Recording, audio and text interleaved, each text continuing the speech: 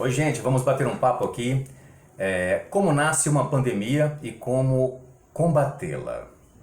Muitas especulações em torno de quem é a culpa do Covid-19, popularmente chamado de coronavírus, vêm sendo feitas.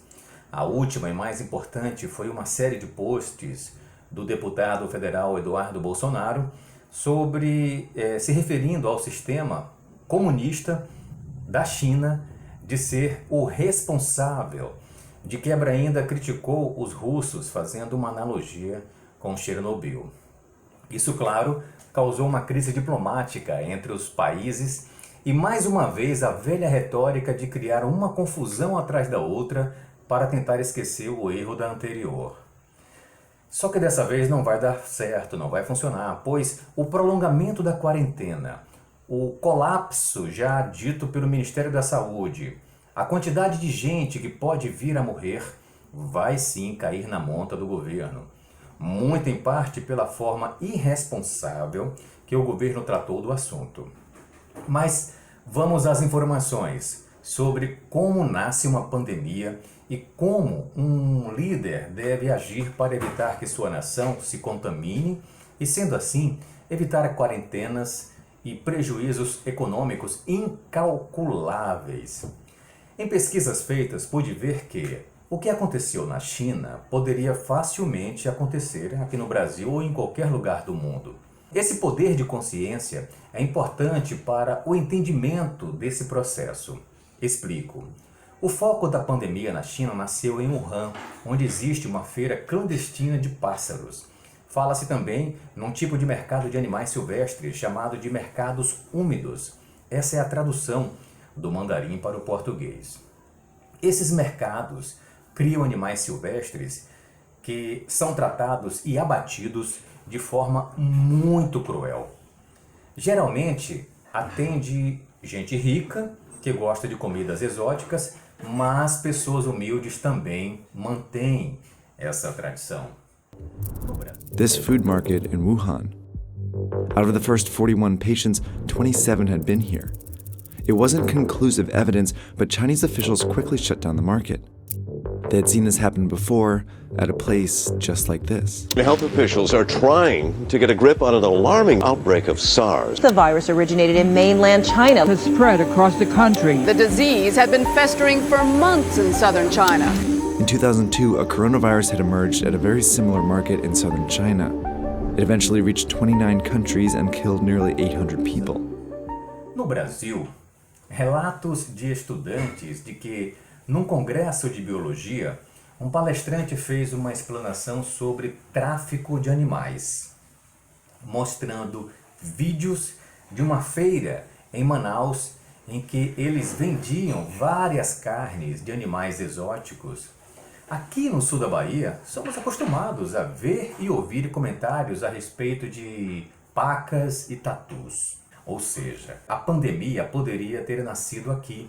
Só para ter uma ideia, o tatu, um animal ainda consumido por algumas pessoas no país, pode provocar hanseníase e outras doenças, inclusive micose pulmonar. Outra coisa importante para que se avalie como possibilidade do que estamos passando é que uma população enorme, somada a uma expansão urbana no território, pode levar a alterações ecológicas e a consequentes mudanças de hospedeiros para alguns vírus. Isso é muito racional, muito plausível do que achar que um chinês ou a China fez isso de propósito. O que a OMS deve fazer é investigar se o governo chinês foi irresponsável ao tentar omitir o vírus nas 2 primeiras semanas. E essa história de que o médico que descobriu o novo coronavírus foi preso e depois morreu. Ninguém sabe se da doença ou se assassinado. A China é um tipo de país que eu chamo de socialismo misto, se é que eu posso analisá-lo assim. De certo, não tem partido de oposição, a imprensa não é livre, a presidência é ocupada pelo Partido Comunista há 71 anos, qualquer investigação qualquer investigação séria a respeito dos fatos é quase impossível. Ainda mais que, economicamente falando, todo mundo respeita muito a China. Todos nós temos medo de perder um parceiro comercial tão importante. Com base nesse último parágrafo, é importante salientar que o mundo, de forma geral, nunca prestou muita atenção na forma que a China fabrica seus produtos. Histórias sobre mão de obra escrava, de crianças trabalhando, falsificação de marcas, produtos e patentes nunca foram realmente combatidas. A luta de Trump, o presidente americano, para manter os empregos dos americanos é muito em torno disso. Marcas como a Nike, por exemplo, sempre foram criticadas por manter as suas fábricas em países asiáticos. E a resposta era sempre de que, antes de chegar no local, a criança não tinha escola, muitas eram abusadas sexualmente, viviam em pobreza extrema. Um argumento forte que cessou todo e qualquer esforço para combater o boom asiático. Mas tudo tem seu preço. Uma vez entendida como pode nascer uma pandemia, vamos às questões do trato de como combatê-la. Primeira coisa, a doença não é questão de opinião ou de ideologia. Pelo visto, isso atrapalhou muito aqui no Brasil. Mas também vimos que a ignorância e a soberba de um líder pode sim ter levado o país direto à pandemia, o que deveria ser o contrário. Só para ter uma ideia, o governador do Rio de Janeiro restringiu a entrada e saída de pessoas no estado. E ontem o presidente Jair Bolsonaro reeditou uma medida provisória, tirando dos governadores esse poder. Para mim, Jair Bolsonaro está fazendo a maior aposta da sua vida. E essa monta vai chegar, eu estou avisando. Se não agora, no próximo sufrágio.